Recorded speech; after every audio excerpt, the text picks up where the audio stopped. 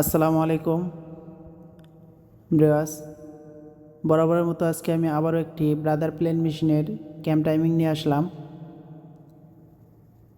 তো আজকে আমি দেখাবো এই প্লেন মেশিনের ক্যাম টাইমিং কোথা থেকে ঠিক করে এবং সঠিক নিয়মে দেখাবো।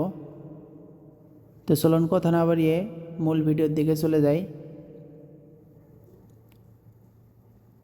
তো প্রথমে আমি ফেব্রিজটি চালিয়ে নিচ্ছি।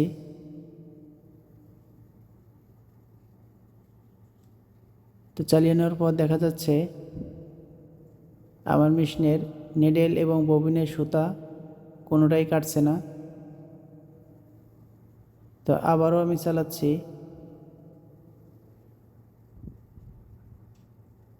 দেখতেই পারছেন আমার এই মেশিনের সুতা কোনোভাবেই কাটছে না। তো এই সমস্যাটি আমি কোথা থেকে সমাধান করব, এটাই আপনাদের মাঝে শেয়ার করব। তো চলুন ভিডিওটি মনোযোগ সহকারে দেখতে থাকুন।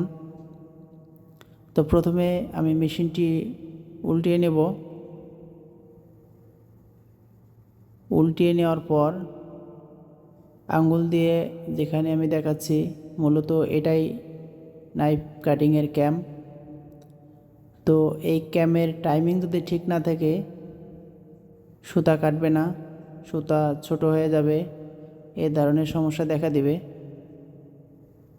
তো প্রথমে ক্যামের দুটি স্ক্রু আছে, দুটি স্ক্রু লুজ দিয়ে আমি ক্যামটি আউট করে নিচ্ছি।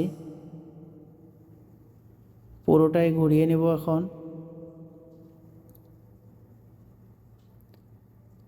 পুরোটি ঘুরিয়ে নিয়ে আবার নতুন করে ক্যাম টাইমিং করব আপনাদের সুবিধার ক্ষেত্রে।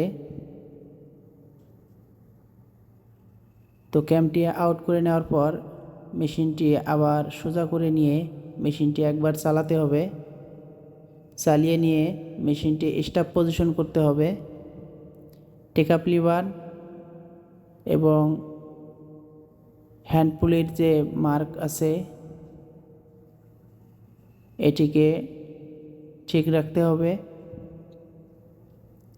ঠিক রেখে ক্যাম টাইমিং করতে হবে। মনে রাখতে হবে টেকআপ লিভার পজিশন এবং পুলের মার্ক যদি ঠিক না থাকে ক্যাম টাইমিং কখনোই প্রপারলি ঠিক হবে না। এ কারণে আমি আগে চালিয়ে নিয়ে টেকআপ লিভার পজিশন এবং পুলের মার্ক ঠিক করে নিয়েছি।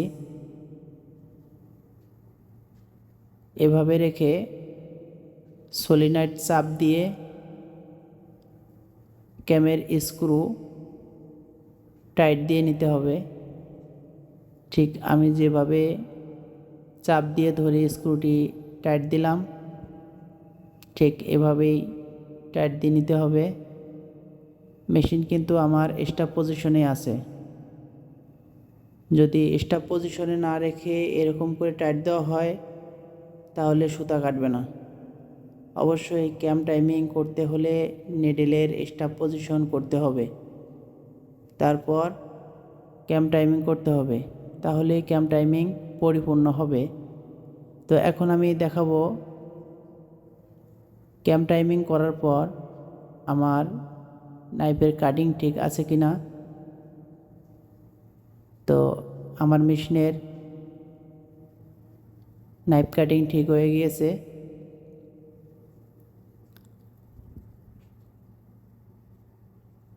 তো আজকে এ পর্যন্তই।